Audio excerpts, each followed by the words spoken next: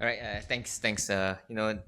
It's usually a challenge, very cliche to talk about this because post lunch everyone has a surf fate. But let's do our best, right? And let's see how things go. So before we begin, I actually want to ask our attendees if there's any questions that you would like to ask about the healthcare workforce in Malaysia. So if you can provide me with some of the questions that you would be interested in asking, I would be able to tailor this a bit. Yes. Hi, I'm Natasha. I'm from Boleh Space. I'm just wondering why is the number of clinical psychologists throughout Malaysia is only limited to 13 boxes instead of, making sure that there's a lot more to cover the 13 whole. boxes. Yeah, I think it's in the NHMS. I can't remember which document I referred to, but yeah, the number is extremely low lah. Thank you.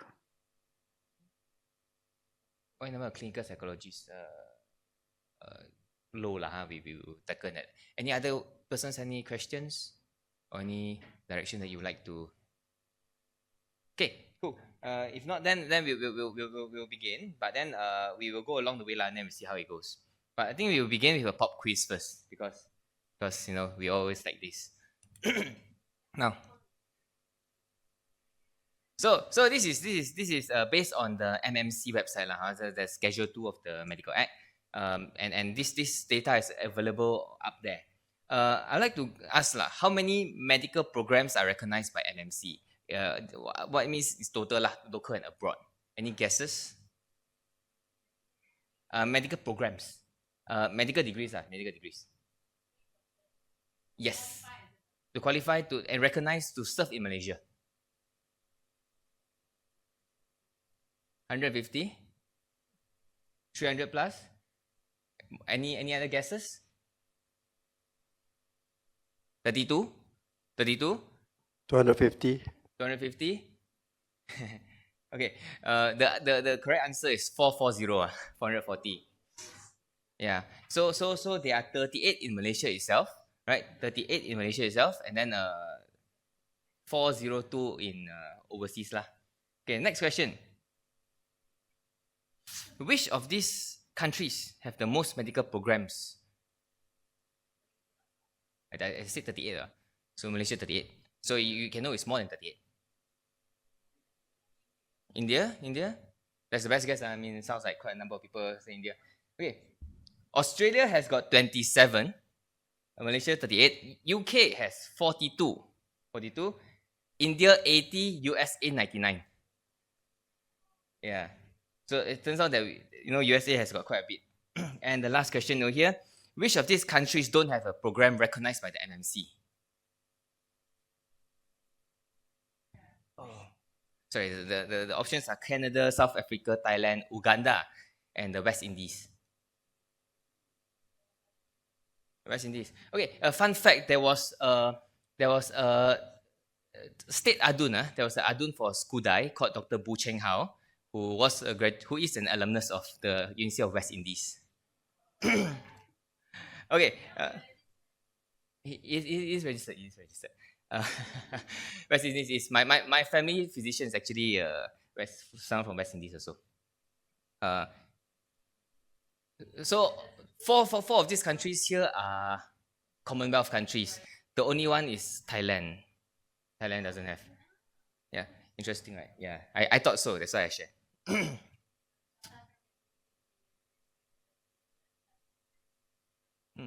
South Africa actually got 6. Canada got 10. Uganda 1. Okay, so over here, right? Before I begin, as we begin this talk lah, right? Just a bit of sharing. So I thought I wanted to talk to you about what radicalized me lah. So what got me interested into policy and why I'm over here. So if you remember what happened, if you remember, we're going to talk about what the pivotal points of the healthcare system in Malaysia itself. But if you remember, one of the most recent ones would be the contract system, and that happened in December 2016. Started over there. So those days, all my seniors have been telling me, you graduate very quickly. between 2 months, 3 months, 6 months, you start working. But gradually, in around 2014-15, you realize that people have been waiting for 8 months, 9 months, 1 year. Myself, I graduated in 2016 May, right? Then my wife is a pharmacist. She graduated in January, December 2015 or January lah, around that time. But so we were waiting for a letter and all these things. But wait until October, still got no news at all.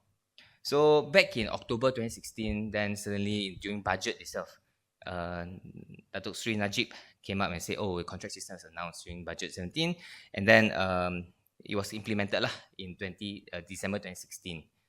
My wife actually started her career as a pharmacist in December 2016, the first batch itself, and myself, I had to wait until May 2017 lah, which is the third batch before I began my housemanship.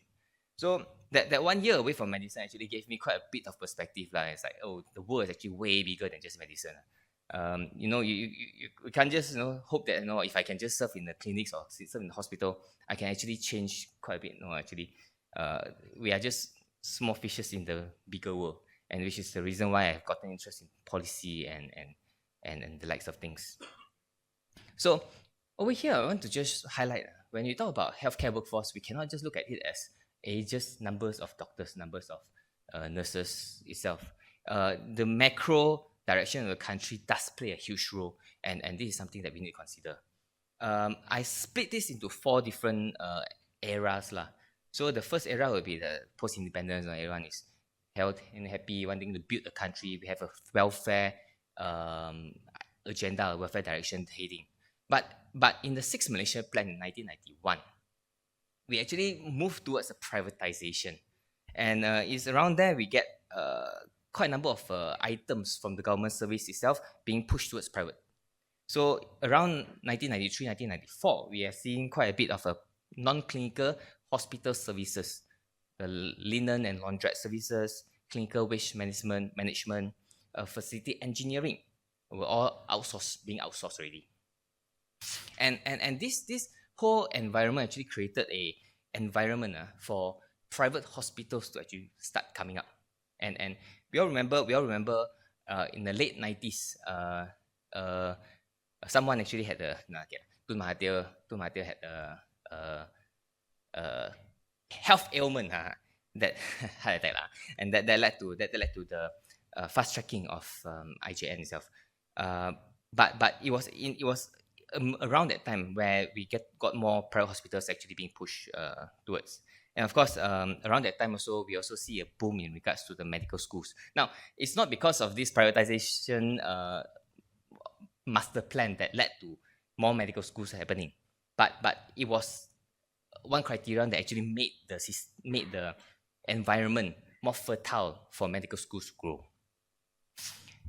We'll be talking about that later. Then subsequently, we had these production paradoxes lah. So at that time, because we bloomed too quickly and there was not enough positions to absorb these people, then you had this thing called a bottleneck or glut. So new registrations with MMC was actually around 300 in 1990, and around 2017 and 2020, we were hitting 5,000 to 6,000 per year. And that led to a moratorium signed in 2011, renewed in 2016, but I have never gotten information if it was renewed in 2021 and we are 2026. So if there was a renewal, it should happen this year again.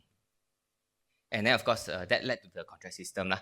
Not just contract system, there's also one thing that we don't often talk about, which is the quota for medical students.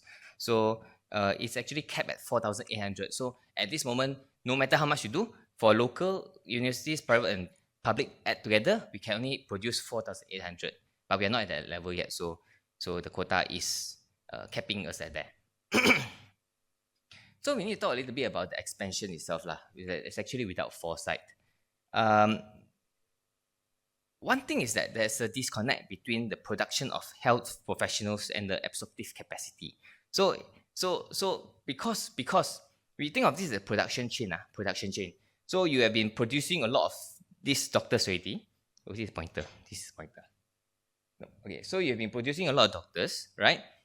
And the facilities are rather stagnant because facilities don't increase overnight. The facilities are there and the positions are tied to the facilities. So the facility itself have got only this amount. But then you have an increase in regards to the doctors itself. So when you have too much doctors, too little positions, or a position is fixed, then you have got a bottleneck, meaning that you cannot actually produce more people. So you cannot actually put all these excess people into the system. And that was the challenge that we had. Um, we don't really want to compare to other countries, but for example, Singapore itself, we're planning ahead. So in their planning for, say, the Woodlands Hospital, they were hiring people aggressively even before the hospital was ready, so that these people are actually ready for the system ready. Then once the hospital was ready, they throw the people in. And these people don't need time because they already know the system. So just this slide is actually just to show a bit of the history of the contract system. Basically, we all know that we're talking about doctors here, right? So Medical Act 1971 started housemanship in around that time. It was formalized to just 1 year. But in 2008, it was expanded to 2 years. That period of time, it was actually focused on the quality. So they say actually 1 year itself is not enough to train you. So they have to make sure that you go through 6 different postings so that you can actually have enough training and exposure. So just remember this 2-year thing. And then of course we have got the the contract system in 2016, and then we have what we have right now. There are discussions about turning it back to 1 year, the housemanship training, but we have not gotten any further news. So we have to keep an eye out for that. But let's talk a little bit because I can say if you look back, say 10 years or 20 years from now, we will look back to 2016, which is 10 years ago already, and say that actually this contract system was actually the one very important point which actually would change our healthcare system. That, and also that paired with the COVID pandemic made our exodus way faster. And this slide serves to show you what the problem is compared to permanent, because contract is very good, right? We definitely everywhere else is in the private sector, everyone is on contract so there's no issues with that, right? But why is this poorly constructed? Because look at the comparison here. You don't have your salary more or less the same, but you don't have time-based promotion. Your time-based promotion is affected. Your career environment is not stable, and this is what essentially creates a 2-tier system, and people are unhappy because how come I'm working and earn this much, but you working and you're getting these benefits that I don't get, doing the exact same job. And that was part of the reason doctors actually decided to explore the private sector or go into the foreign markets. Subsequently, there have been revisions to the system. So now you are eligible for specialist training, eligible for the certain leaves that we didn't have previously, and so more permanent absorption system. But we have to note also the criteria for permanent absorption was never made public.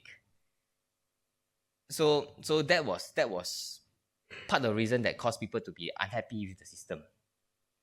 And what that served was a deterrent, because people were hearing, there's a glut of doctors, right? Too many doctors, people not coming back. There's too many doctors, people not having a jobs, and then people go in and then they find that the system was not that great. People don't. So what happened is that people don't want to serve in Malaysia, or they don't come back to serve in Malaysia. I will give you some stats later, but over here we have gotten a decline in medical graduates provisional registrations. So people who want to serve, they have to register at MSc, but the numbers that we see are actually dropping. So 2022 itself, we only got 3,000 people who sign up for this. And then houseman appointments, you see a bit of numbers here, be 3,200, because some of these are actually backlogged from the years prior. Just so that everyone is on the same page, just so everyone's on the same page. This is an AI generated image that says that tells you how a person progresses in medicine. You need to make sure the person is a medical student. You graduate AD, you become house officer for 2 years, then you become medical officer. This is where you receive your training, specialization, become a specialist, and then after a few years of specialization, you receive enough training and experience, become a consultant. If you want to talk about the number of doctors in the country, you need to think of how each of these levels are affected lah when I talk about the production chain. So we've covered the medical student, and so in entering the health officers, we will talk a little bit about the specialists. How do people get specialized training? So,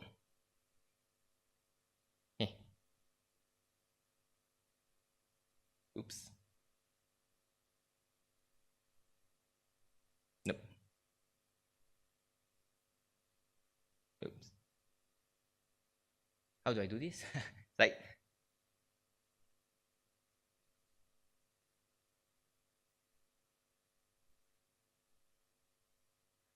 no. Yeah. No problem. No problem. Can we go to slide 15, please?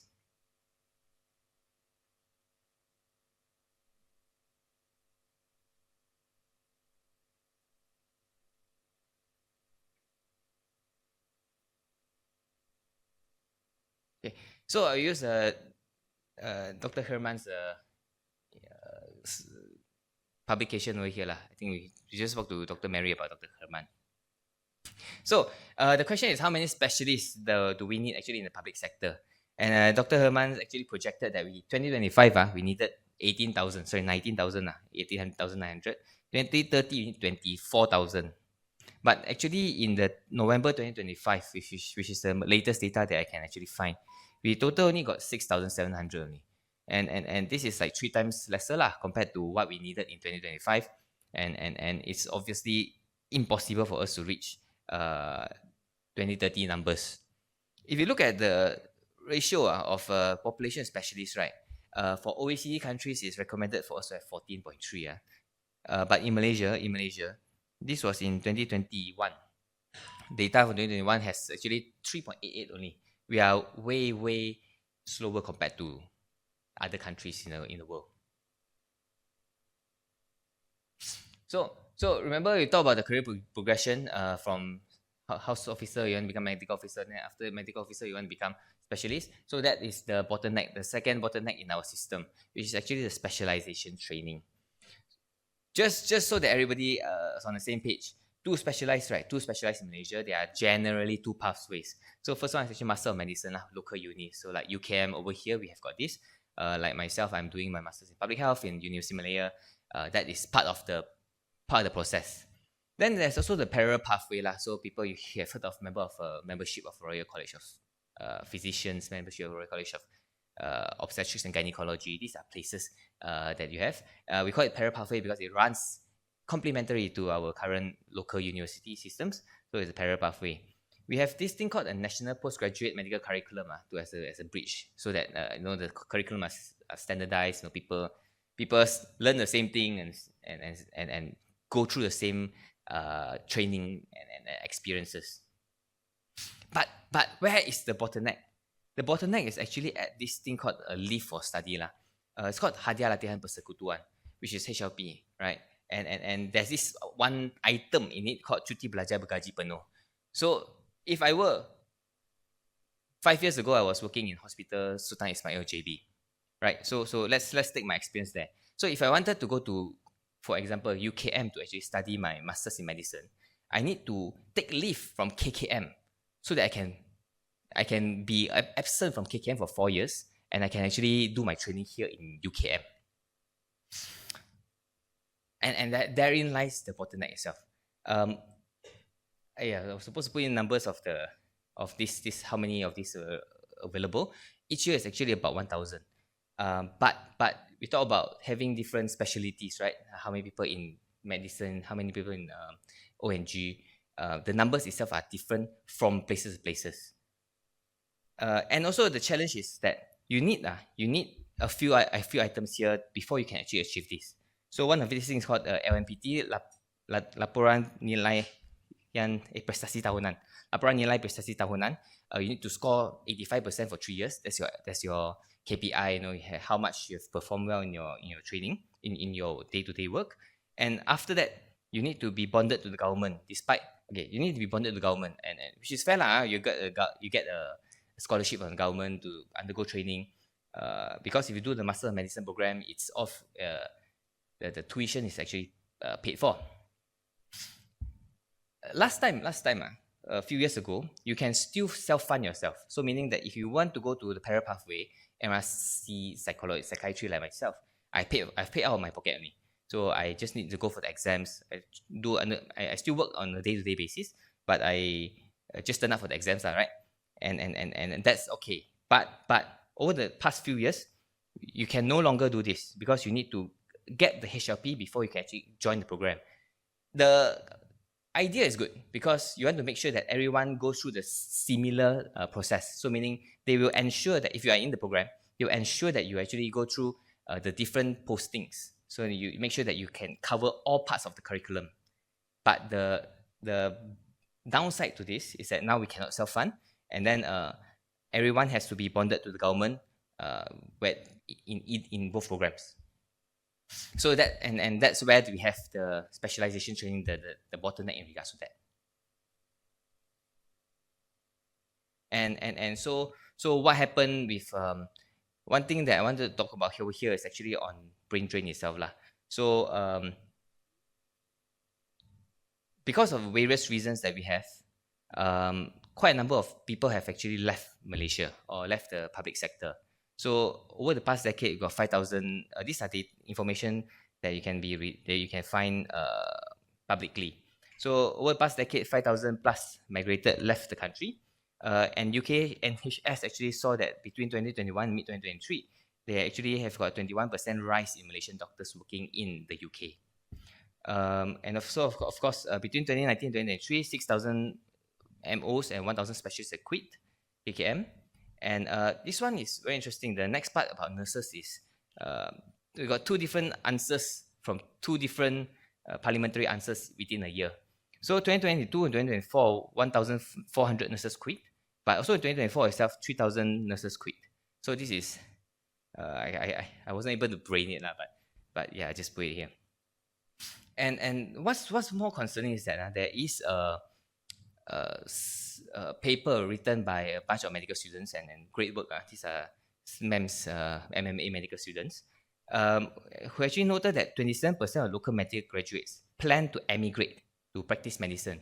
And these are people from the universities that offer your license to practice elsewhere. For example, Monash University, graduates from Monash University can actually work in Australia. Newcastle can work in the UK. IMU, whichever plan that they take up, they can actually work in that country. So these are 27%. And a bit more local, I think Prof. Sharifah actually mentioned this. Not mentioned this, but she actually spoke something about this before.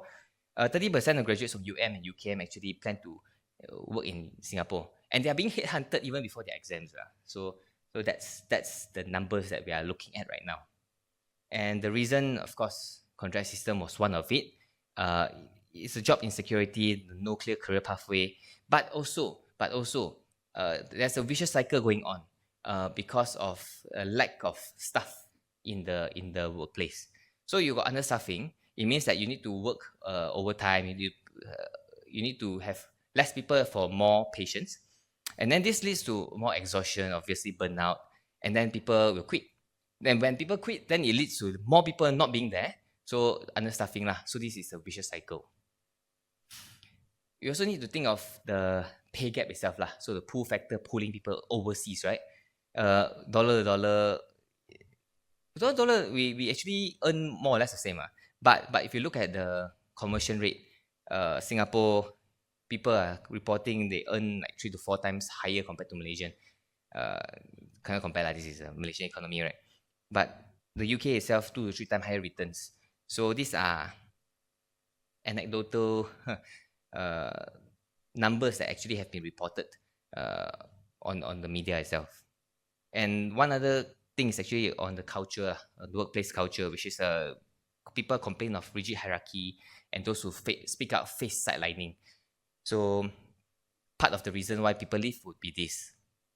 And the cascading effects would be felt by the patients itself, patient's family. Because you have longer waiting times, you have poorer health outcomes, and then when people are tired, chances of you making errors higher, and then diagnosis further down the road actually cause disease progression actually. And then obviously quality of will be eroded lah. And then sessions become rushed, follow-ups maybe missed. And then the education training process also is problematic because when people who leave are sometimes quite a bit of a specialist, right? So if these specialists have left, who are there to train the students?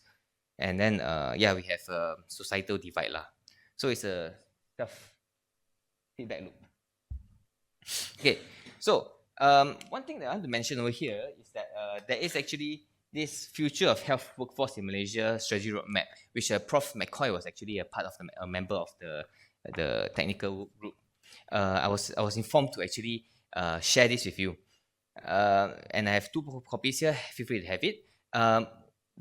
In regards to governance, we have to talk about managing the production and absorption of mismatch. This one thing, but we also need to have better workforce distribution because there's urban-rural divide and also public-private divide.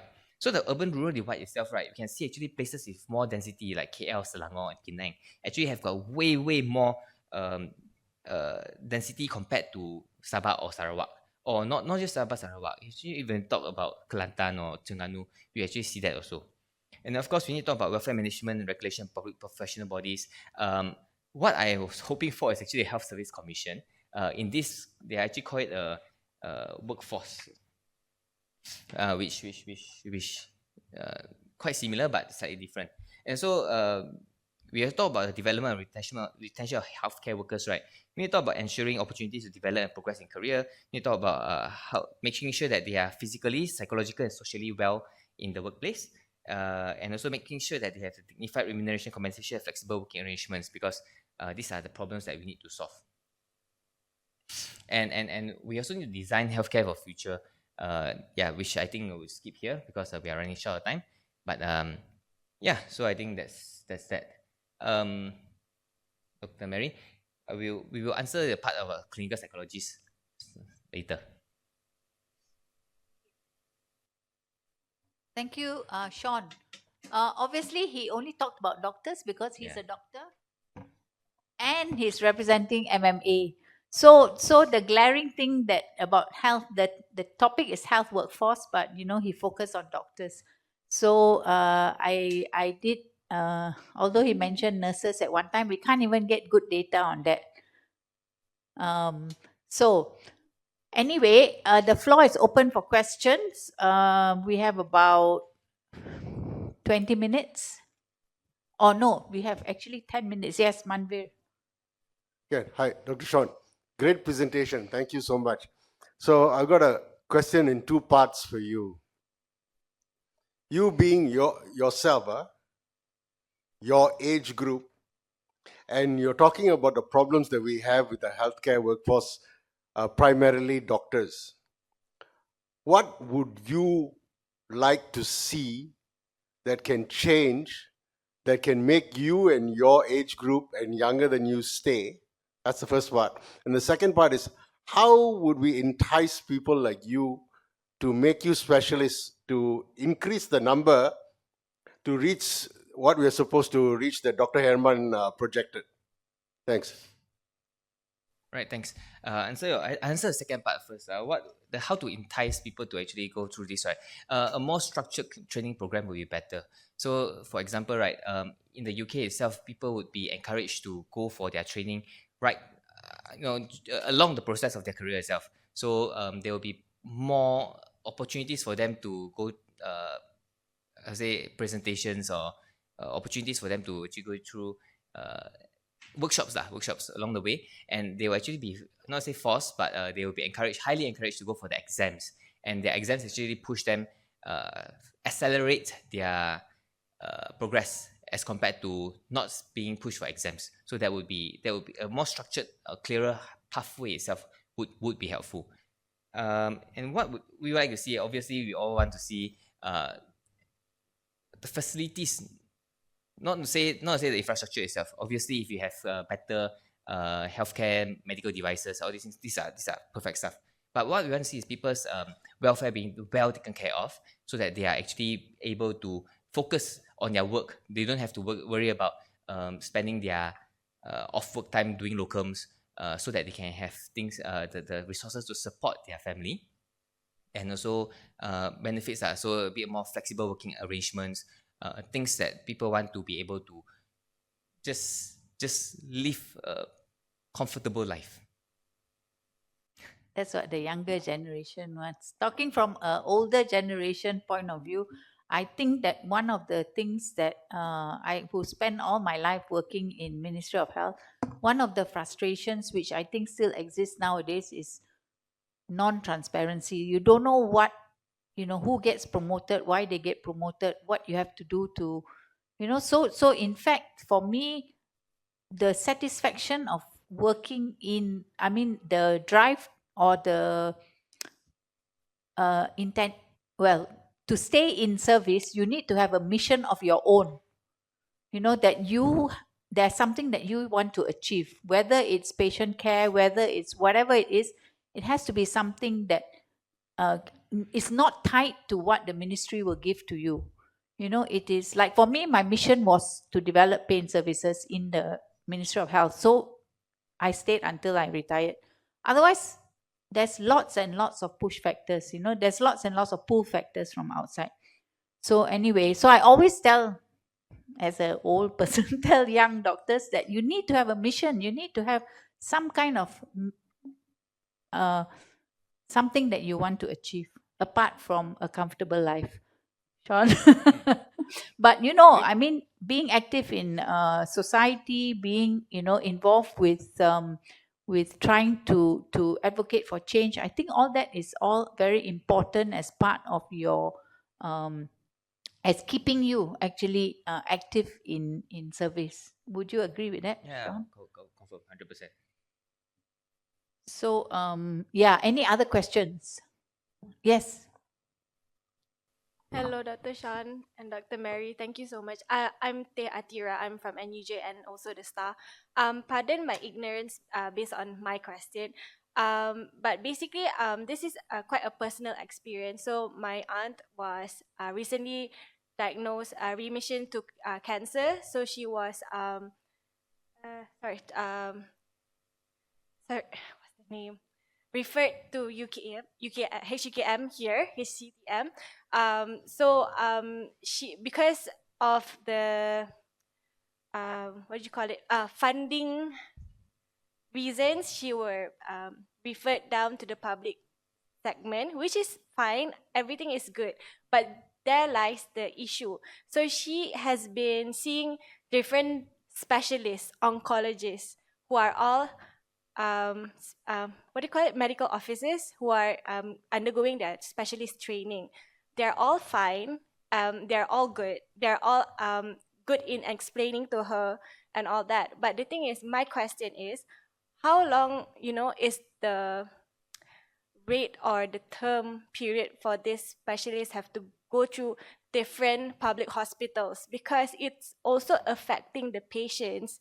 Because when they are going through a chronic disease or a very, life terminal disease, they need comfort, right? And even though the doctors who are very, very, giving her comfort, it's always the common face that. So basically, what I'm trying to ask you here is like, how does this, if the terms of your, learning at public hospitals is very limited, how does that impact you as an MO, learning this? Yep. And how does this impact the patients who are actually, there are some certain people who are get anxiety, panic attack. So they only want one person serving them, which is understandable. So how does that impact the patient through this, our ministerial government mandated thing? Thank you so much. Thanks, Teh. Firstly, I'm really sorry about the experience that your aunt has to go through, and the family itself. So, just to brief, provide a bit of an insight as to the training itself, right? So now, when someone goes to specialize, right, they have to go to different postings. So, like for example, if I use my experience in UPM, they show. So you will be sent out to, for example, Hospital Kajang for 6 months, right? Then you come back to UPM, then you go sent to HKL for certain posting, come back to UPM, so go to UKM actually, because psych neuropsych actually is here. So you do a few months and come back. This is unfortunately part of the experience, because they need to go to certain places who have a specific specialized training. These are places where all the specialists are there. So like for example, IJN is very specialized for the cardio, for the heart. Sedang also for the heart. So if people doing their specializing in internal medicine, they have to go to these places. Ampang for hematology, oncology, something like this. So unfortunately, this is the system itself. But usually what the case is like, you'll be placed under a specialist who is sitting there for a long time. So this specialist will be training these few MOs who actually report back to the specialist, and you need to report back to them. Okay, now this is the situation at UGC Hospital. But what about KKM itself? So in KKM itself, there's quite a bit of turnover. So people will be shifted to different departments. Also, people are shifted to different hospitals. Now this one is some numbers that we don't have actually, but these changes do happen quite frequently. But usually, if there's a specialist, then the specialist would be the anchor there, and then everything goes back to the specialist.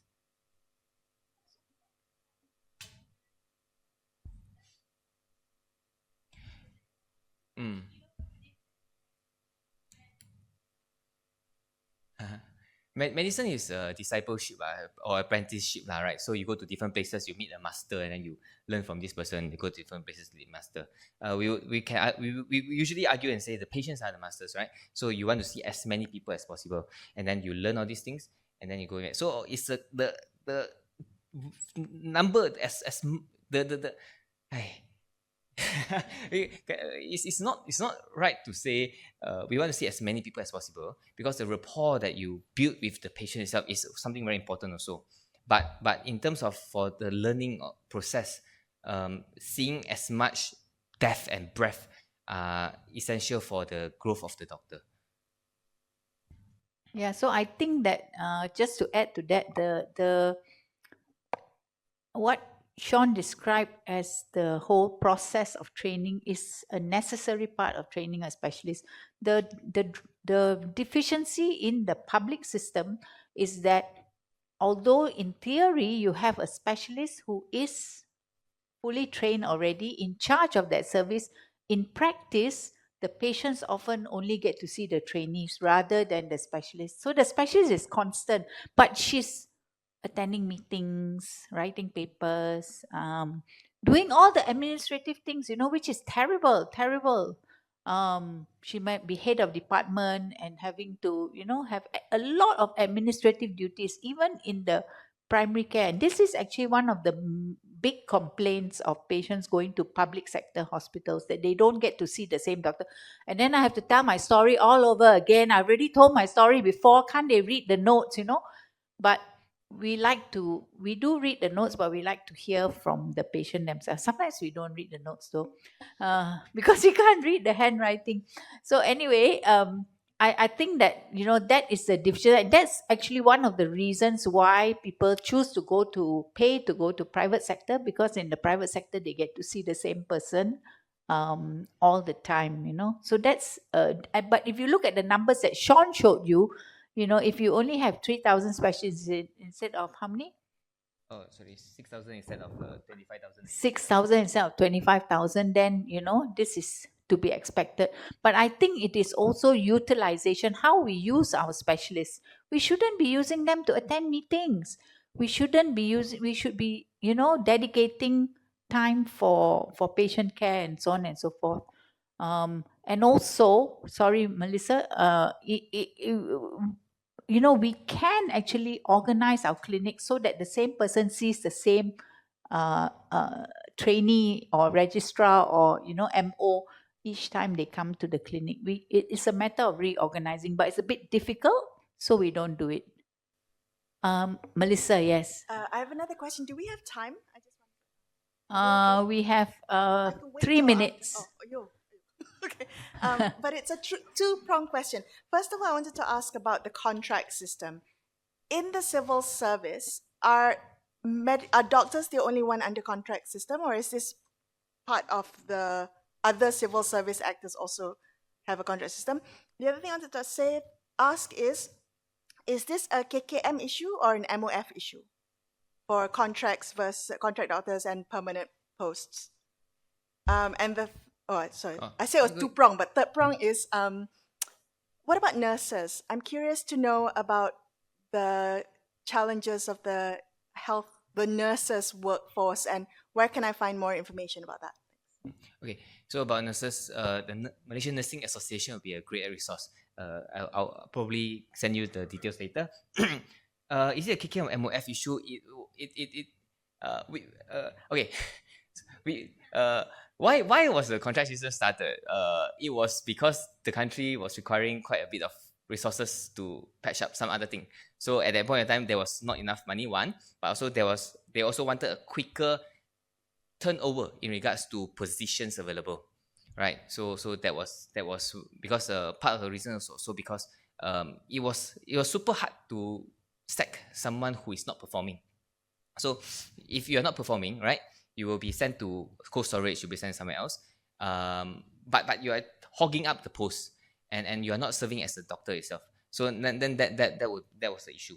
So it is a combination of MOF problem, but it's the issue of JPA actually. I think it's less with KKM. It's more to JPA and the position and also MOF. That's why we need to have service commission so that healthcare they can handle themselves. The buck stops at them. That's that. And are all civil servants affected? I actually do not know this, but as far as my knowledge, right, it's only the healthcare sector that has got this contract system. Because I haven't heard of any other service sectors that got affected. But we can talk about the radio, the DJs and stuff. That's a different story. Yes, that. And then I think because we're running short of time, right? Natasha, I wanted to just briefly address this, right? The problem lies in not having jawatan, not enough positions in hospital. Back in 2019, when I was at Sungai Buloh, only one clinical psychologist position only, and that was very, very difficult. And clinical psychologists are employed as counselors, not as clinical psychologists. Now maybe the situation has changed, but when I was in service, that was the situation. It's changed now. Okay. Sorry, yeah. just a quick one. Do the private healthcare sector match the offers by Singapore or any other countries?